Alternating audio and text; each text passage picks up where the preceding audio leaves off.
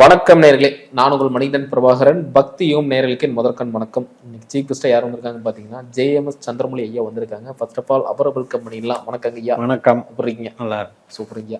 So கடந்த எபிசோட்ல பாத்தீங்கன்னா குரு பெயர்ச்சி பலன்கள் அந்த வரிசையில் வந்து எல்லாமே பார்த்துட்டு இருக்கோம். ஸோ அதுக்கு முன்னாடி குருவை பத்தி கொஞ்சம் வந்து எங்க புரிதலுக்காக கொஞ்சம் சொல்லுங்க ஐயா.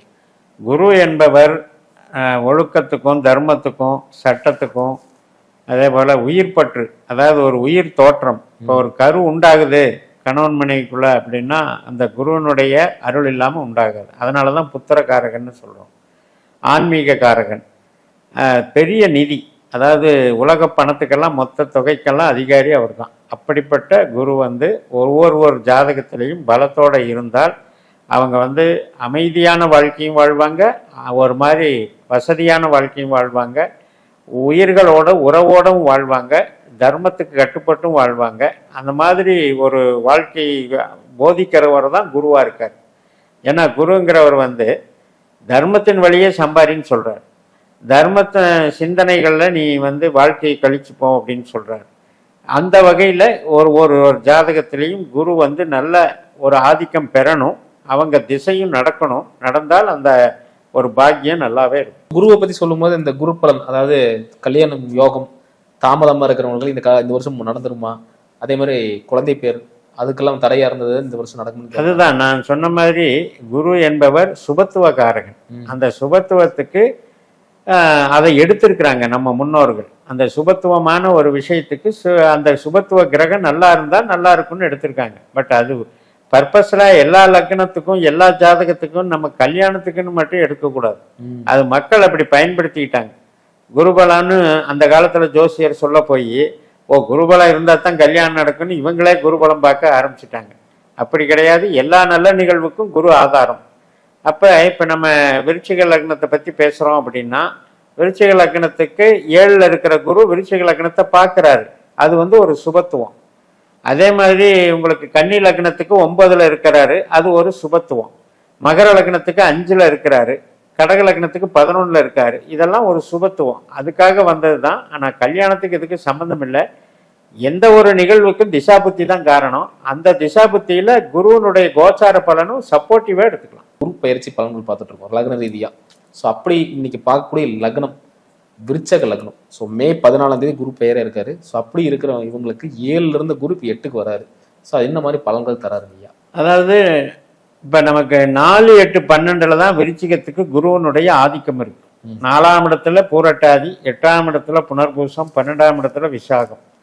அப்போ ஒருத்தர் விருச்சிக லக்னத்தில் பிறக்கிறாங்க அப்படின்னா அவங்களுக்கு குரு வந்து உழைப்புக்கு நல்லவர், பிழைப்புக்கு நல்லவர். ஆனால் உறவுகளுக்கோ ஆரோக்கியத்துக்கோ அசம்பாவிதங்களுக்கோ, அதாவது அசம்பாவிதம்ங்கிறதுக்கு ஆதிக்கம் பெறுகிறார். 8ஆம் இடம்னா தடை, தோல்வி, கஷ்ட நஷ்டம். அதனால அதில் பிரச்சனை கொடுக்குற கிரகமாக மாறிடுறார். நம்ம ஜென்ரலாக என்ன சொல்லுவோம், விருச்சிக லக்னத்துக்கு 2 குடையவருங்க, 5 குடையவர், அப்போ சுபகிரகம் அப்படின்னு நம்ம ட்ரெடிஷ்னலாக எடுப்போம். ஆனால் அது எப்போ வேலை செய்யும்னா குரு தன்னுடைய சொந்த நட்சத்திரம் தான் வேலை செய்யும். இப்போ உதாரணத்துக்கு 4ஆம் இடத்துல பூரட்டாதி இருக்கார் இல்லையா, அவர் இருக்கும் பொழுது குருவனுடைய ஆதிபத்திய பலனை கொடுப்பாருன்னு எடுத்துக்கலாம். ஆனாலும் எப்படி கொடுப்பாரு, அவரே 4ல் இருக்காரு, அப்போ 5ஆம் இடத்துக்கு அது 12 தானே. அதனால அந்த குருவனுடைய தன்மையை வந்து ஒரு வேலை சார்ந்த விஷயத்துக்கு நல்லதாக பண்ணுவார்.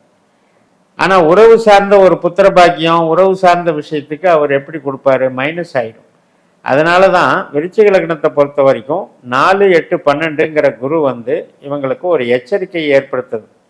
எப்படி நம்ம சிம்ம லக்னத்துக்கு சனியை பற்றி சொன்னோமோ, 4, 8, 12ல் சனியினுடைய நட்சத்திரம் இருக்கிறதுனால அதே மாதிரி தான் விருச்சிக லக்னத்துக்கு 4, 8, 12ல் குருவனுடைய நட்சத்திரம் இருக்கு. ஒருவேளை இவங்களுக்கு குரு திசை நடக்கலை, குரு புத்தி அந்தரம் நடக்கலை அப்படின்னா குருவை பற்றி இவங்க கவலைப்பட வேண்டியதில்லை. 8ல் வந்துருச்சு கஷ்டத்தான் கொடுக்கணும் அவசியமே இல்லை. இவங்களுக்கு திசாபுத்தி நடந்து ஒரு வேளை அந்த மாதிரி 8ல் குரு வரும்போது இவங்க ஜாதகத்திலையும் குரு கெட்டு போயிருந்தா, 8ஆம் பாவ 12ஆம் பாவ உபநட்சத்திரமாக ஆதிக்கம் பெற்றிருந்தால் அப்போதான் எப்படி தீமைகள் செய்யும்னா பணம் கொடுக்கல் வாங்கல இழப்புகள், உறவுகள் வகையில் பிரிவுகள், குழந்தை சம்பந்தப்பட்ட விஷயத்துல நஷ்டங்கள், பொருள் நஷ்டங்கள், அவமானங்கள், இதையெல்லாம் ஏற்படும். விருச்சிக லக்னத்துல விசாகம் 4ஆம் பாதம், கேட்டை 4 பாதங்கள் இருக்கு, அதே மாதிரி அனுசம் 4 பாதங்கள் இருக்கு. ஸோ விசாகம் 4ஆம் பாதங்களுக்கு பலன் சொல்லுங்க. விசாக 4 பாதத்துக்கு வந்து குரு பயிற்சியே ஆகலை.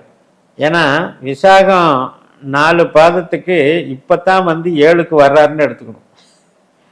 இப்போ உங்களுக்கு விசாக 4ஆம் பாவம் புள்ளி நேர் 7ஆம் வீட்டில் எண்டு புள்ளி எடுத்தீங்கன்னா ரிஷபத்தில் எண்டு புள்ளி எது? மிருகசிரீஷம். அந்த இடத்துல தான் இப்போ தான் வந்திருக்காரு.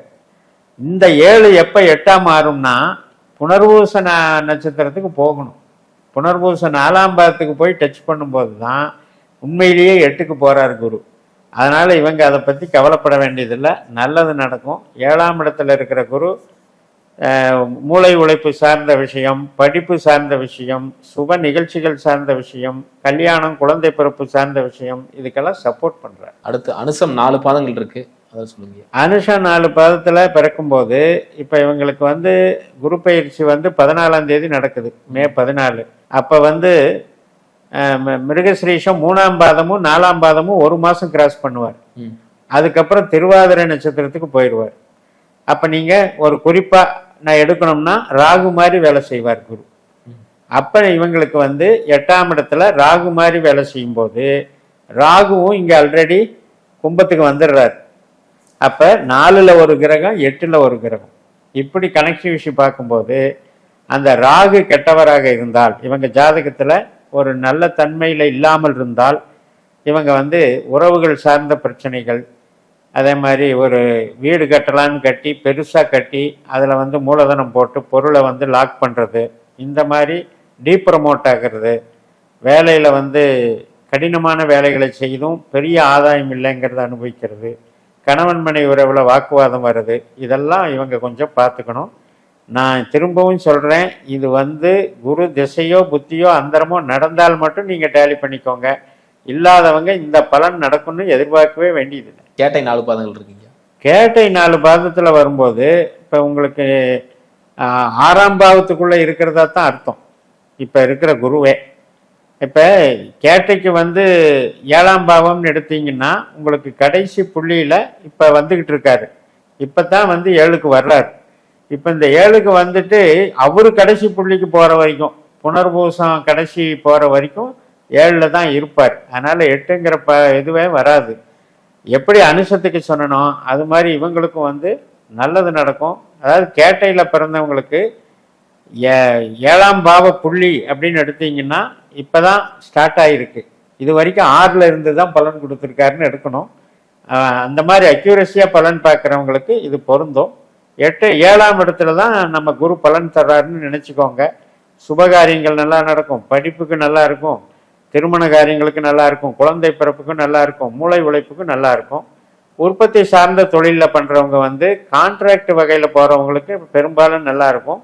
ஸ்டாக் வச்சு விற்கிறவங்களுக்கு வந்து மீடியமாக இருக்கும். அப்படி தான் கேட்டைக்கு வந்து அது வேலை செய்யும். கடந்த காலத்தில் வாங்கின கடன்கள்லாம் இந்த காலத்தில் தீர்க்க முடியும். கடனுக்கு வந்து நமக்கு 2, 6, 10 எடுக்கணும். இப்போ ஜென்ரலாக விருச்சிகம்னு எடுத்துக்கிட்டிங்கன்னா மெயின் போர்ஷன் வந்து சுக்கிரன் கையில் இருக்குது. அவர் தான் வந்து 2ஆம் இடத்துல மத்தியமமான புள்ளி, அதாவது சென்டர் பாயிண்ட். அப்போ சுக்கிரன் திசை புத்தி அந்தரம் நடக்கும்போது இவங்களுக்கு பண வரவு, கடன், லோன், எதிர்பார்த்த லோன் கிடைக்கிறது, தொழிலில் அதில் போட்டு டெவலப் ஆகுறதெல்லாம் நடக்கும். அப்போ இந்த குரு அப்படிங்கிறவர் வந்து ஒருவேளை இவங்க ஜாதகத்தில் சுக்கிரனோட தொடர்பு கொண்டிருந்தால் அவங்களுக்கு குரு திசை நடக்கும்போது இது நடக்கும். அப்படி இல்லாமல் சுக்கிர திசையே நடந்துக்கிட்டு இருந்தாங்கன்னா இவங்களுக்கு அந்த லோன் விஷயம் நடக்கும். இப்போ நீங்கள் கடன் எடுக்கும்போது நமக்கு 6ஆம் வீடு எதுன்னா மேஷம். அந்த மேஷத்துக்கு இப்போ போகிற குரு வந்து மல்டிபிள் ஸ்தானத்துக்கு போகிறாரு. அதாவது பிரவிருத்தி பாவம்னு சொல்லுவோம். மேஷத்துக்கு 3ஆம் இடம். அப்போ கடனுக்கு வந்து அது சப்போர்ட்டாக இருக்குது, நல்லா இருக்கும், வழக்குகள் தீரும். அதே மாதிரி ஒரு கடனை வாங்குறதும் நடக்கும், ஒரு கடனை அடைக்கப்படுறதும் நடக்கும், அதுக்கும் நல்லா இருக்கும். நோயிலிருந்தும் விடுதலை ஆகும். பூர்வீக சொத்து அதுக்காக நிறைய கேசஸ் எல்லாம் போட்டிருக்கோம். ஸோ அதெல்லாம் நமக்கு சாதகமாக வருமா அப்படின்னு என்ன இருக்கு? 9ஆம் இடம் தான் பூர்வீகம். இப்போ போகிறது வந்து விருச்சிகத்துக்கு 8, அப்போ 9க்கு அது 12. அப்போ என்ன ஆகும், நம்ம வந்து அதுக்கு இழுத்துக்கிட்டே இருக்கும், வழக்குகள் வந்து முடியாது. இப்போ 7ல் இருந்தப்பயாவது கொஞ்சம் வேகம் காட்டியிருக்கும், சில பேருக்கு அது முடிச்சு கொடுத்துருக்கும். இப்போ நடந்துக்கிட்டு இருக்கிறவங்களுக்கெல்லாம் பார்த்தீங்கன்னா ஒரு 1 இயர் இழுக்கும். அது அடுத்த குரு பலனில் தான் அது செட் ஆகும். இப்போ அந்த பூர்வீக ஸ்தானத்துக்கு இந்த குருவானவர் நமக்கு வந்து 12ல் இருக்கிறதுனால வழக்குகள் வந்து இழுக்கிறது ஒரு பக்கம், தகப்பனார் வழி உறவுகளே வந்து மைனஸ் ஆகும், அல்லது தகப்பனாருக்கு ஏற்படக்கூடிய ஒரு இழப்புகள்னு எடுத்துக்கலாம். 8 வேலை செய்யும்போது இறையருள் பாதிக்கப்படுகிறது, பூர்வீகம் பாதிக்கப்படுகிறது, வெளிநாட்டு தொடர்பு பாதிக்கப்படுகிறது, உயர் கல்வியும் பாதிக்கப்படுகிறது. இவ்வளவும் 8ல் எடுத்துக்கணும். ஆனால் இதை வந்து நான் வந்து அப்படியே எல்லா விருச்சிகத்துக்கும் நடக்கும்னு சொல்ல வேண்டிய அவசியமே இல்லை. காரணம் என்னன்னா, இவங்களுக்கு குரு திசா புத்தி அந்தரம் நடக்கிறவங்களுக்கு, இவங்க ஜாதகத்தில் குரு கெட்டு போனவங்களுக்கு தான் இந்த கெடுபலன் பொருந்துமா ஒழிய மற்ற திசை நடக்கிறவங்க இந்த குருவை பார்த்து பயப்பட வேண்டியதே இல்லை. சுபகாரியம் சொல்லியிருந்தீங்க, திருமணம் ஆகிறது, மறுமணம் ஆகிறது, இந்த மாதிரி காலத்துல இதெல்லாம் நடக்குமா? மறுமணமும் 9ஆம் இடம் தாங்க. அந்த 9ஆம் இடத்துக்கு 12ல் குரு இருக்கிறதுனால கொஞ்சம் காலதாமதமாகி இழுக்கிறதுக்கு வாய்ப்பு இருக்கு.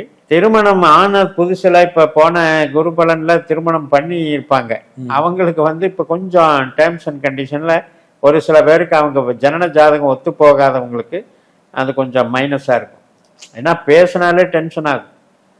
7ஆம் இடம் வந்து ரிஷபராசி, இப்ப மிதுன ராசியில இருக்கிற குரு இப்போ ஆப்போசிட் பார்ட்னர் பேசுறதை குறிக்குது. அந்த ஆப்போசிட் பர்சன் வந்து பேசும்போது இவருக்கு வந்து டென்ஷன் ஆகுது. ஏன்னா அந்த அளவுக்கு அந்த வார்த்தைகள் வந்து இவங்களுக்கு பாதிப்பை கொடுக்கும். அதனால கொஞ்சம் அந்த விஷயங்கள்ல இதாக இருக்கணும். பொதுவாக 4ஆம் இடத்துல வர்ற ராகுவும் 8ஆம் இடத்துல இருக்கிற குருவும் இவங்களுக்கு வந்து ஒரு செக் பாயிண்ட்டு. யாருக்கெல்லாம் ராகு திசையோ குரு திசையோ நடக்கிறவங்க வந்து குடும்ப உறவுகளில் கொஞ்சம் எச்சரிக்கையாக விட்டு கொடுத்து போகிறது நல்லது. அதே மாதிரி படிப்புக்காக வெளிநாடு போறதும் வேலைக்காக வெளிநாடு போறதும் இந்த காலகட்டத்தில் இப்போ இங்கே அமையுது. வேலைக்காக வெளிநாடு போறதுக்கு சப்போர்ட் இருக்கு, படிப்புக்காக போறதுக்கு சப்போர்ட் கம்மியா இருக்கு. அதனால வேலை சார்ந்த விஷயத்துக்கு வெளிநாட்டுக்கு சப்போர்ட் பண்ணலாம். ஆனா ஜென்ரலா ட்ரெடிஷனல் மெத்தட்ல 8ஆம் இடத்தை எடுப்பாங்க வெளிநாட்டுக்குன்னு. அந்த மாதிரி நம்ம வந்து என்ன நினைக்கிறோம், 8ஆம் இடங்கிறதே லக்னத்துக்கு அது கஷ்டத்தை கொடுக்கறதுக்கு. அப்ப வெளிநாட்டுக்கு போய் கஷ்டப்படுறதை தான் அது குறிக்குது. அதனால 9ஆம் இடம் தான் வெளிநாட்டு ஸ்தானம். அந்த 9ஆம் இடத்துல வரும்போது தான் வெளிநாடு இது வந்து ரொம்ப லாங் டைம்ல நீடிக்கும். இப்ப போனா கூட டிஸ்டர்பன்ஸா இருக்கும். அதாவது வெளிநாட்டுக்கு போய் அவஸ்தைப்படுறதுன்னு வேணா எடுத்துக்கலாம். கன்ஃபார்ம் அவஸ்தையாயிருங்களா? ஆமா, 8ங்கிறது அந்த ஒரு பிரச்சனையை கொடுக்கும். இப்ப 9ஆம் இடம், 6ஆம் இடம், 12ஆம் இடம் இதெல்லாம் தொடர்பு வந்ததுன்னா வெளிநாட்டுல நல்ல லாங் டைம்ல வேலை செய்வாங்க. அதே மாதிரி இப்ப 7ல் இருக்கிற குரு வந்து சப்போர்ட் பண்ணுவார ஒழிய அவர் அங்கே நீடிக்க விட மாட்டார். ஏன்னா 12ஆம் இடத்துக்கு 8ஆம் இடம் தான் 7ஆம் இடம். அதனால அங்கே பெர்மனன்ட் ரெசிடென்சி, நான் கிரீன் கார்டு வாங்கணும்னு அப்ளை பண்ணவங்களுக்கெல்லாம் கொடுக்காம லேட் பண்ணிட்டு இருக்கிறதே இந்த குரு தான், 7ல் இருந்த குரு. இப்போ 8ல் போகும்போது போறதுக்கே தடை பண்றாரு. சில பேர் வெளிநாட்டில இருந்து திரும்பி வர்றதுக்கு வேணா வாய்ப்பு இருக்கு, ஓன் கண்ட்ரிக்கு வர்றதுக்கு வாய்ப்பு இருக்கு. யாருக்கெல்லாம் குரு திசா ராகு திசா புத்தி அந்தரம் நடக்குதோ அவங்களுக்கு விருச்சிக லக்னக்காரர்களுக்கு இதை கொஞ்சம் அவங்க ஜாதகத்துல செக் பண்ணிக்கிறது நல்லது. மேஜரா பார்க்கறது வீடு தான், நிலம் வேணும், கொஞ்சம் வீடு வேணும்பாங்க. ஸோ இது வந்து கடன் மூலியமா வாங்கலாமா? நிச்சயமா அமையும். ஏன்னா 4ஆம் வீட்டுல தான் குருவினுடைய பூரட்டாதி இருக்கு. அந்த குரு வந்து 4க்கு திரிகோணமான மிதுனத்துக்கு போறாரு, 4க்கு 5ஆம் வீடு. அப்ப ஒரு பவர்ஃபுல்லா வீடு கட்டுறதுக்கு அது ஹெல்ப் பண்றாரு. ஆனா லக்னத்துக்கு 8. அப்ப என்ன ஆகும்னா ஒரு ஹை பட்ஜெட்டை போட்டு கஷ்டப்படுவார்னு அர்த்தம். காரியமாகும், ஆனா அந்த காரியம் ஒரு சுமையா இருக்கும். இப்படி நாம பாவத்துக்கு தகுந்த மாதிரி பிரிச்சு பார்க்கணும். ஆனா எதிர்பார்த்த வீடு அமைப்புகள் நிச்சயமா கிடைக்கும், இவங்களுக்கு நல்லா இருக்கும். அதுல வந்து அவங்கவுங்க ஜாதகத்துல இந்த திசாபுத்திகளை குரு ராகு சப்போர்ட் பண்ணிச்சுன்னா அந்த திசாபுத்தி நடக்கும்போது கண்டிப்பா கிடைக்கும். ஆனா அவங்க ஜாதகத்துல 4ஆம் பாவ கொடுப்பினையும் பார்த்துக்கணும். இப்ப இவங்களுக்கு 4ஆம் பாவ கொடுப்பினை யாரு, ராகுவும் குருவும். இப்ப இவங்க பிறக்கும்போது அந்த ராகு குரு வந்து 3லயோ 11லயோ இருந்தா அந்த கொடுப்பினையே வீக்குன்னு அர்த்தம். அதையும் பார்த்துக்கிட்டு அவங்க இதை ஈடுபட்டாங்கன்னா வீடு கட்டிடலாம். ரொம்ப ரொம்ப நன்றிங்க ஐயா. அடுத்தடுத்து காணொலி சந்திக்கலாங்க ஐயா. நேரில் உங்களுக்கு பிடிச்சிருந்தா மறக்காம லைக் பண்ணுங்க, ஃப்ரெண்ட் அண்ட் ஃபேமிலிக்கு ஷேர் பண்ணி கொடுங்க. இதே மாதிரி இன்னொரு காணொலி சந்திக்கும் வரை உங்களோட விடைபெறுவது உங்கள் மணிகண்டன் பிரபாகரன். நன்றி, வணக்கம். வணக்கம்.